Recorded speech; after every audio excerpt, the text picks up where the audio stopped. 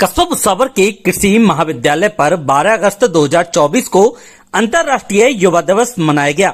महाविद्यालय के dean doctor Udayvan Singh ने कहा कि किसी भी देश का युवा उस देश के विकास का सशक्त आधार होता है, लेकिन जब यही युवा अपने सामाजिक, नैतिक और राजनीतिक जिम्मेदारियों को भूलकर विलासिता के कार्यों में अपना समय नष्ट करता है, तब देश बर्बादी की ओर अग्रसर होने लगता है।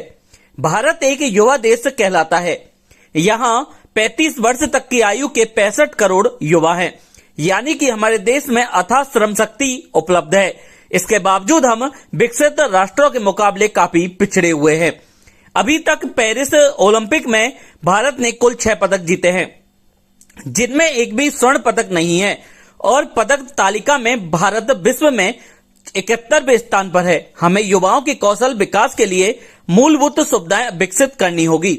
एक स्टडी के अनुसार भारत के केवल 35% युवा ही रोजगार योग्य हैं।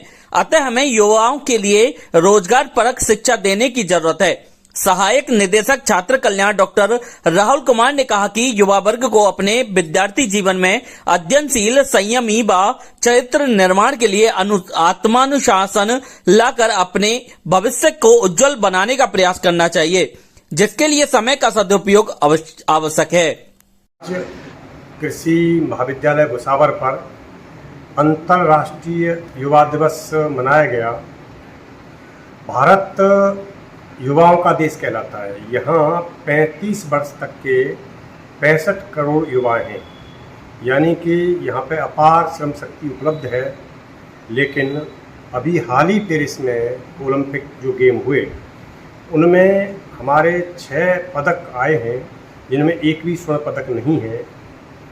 साथ ही जो हमारा युवा है वो रोजगार योग्य भी नहीं है, यानी कि एक विश्व बैंक की रिपोर्ट के अनुसार भारत के करीब 35-40% युवा ही स्किल्ड हैं।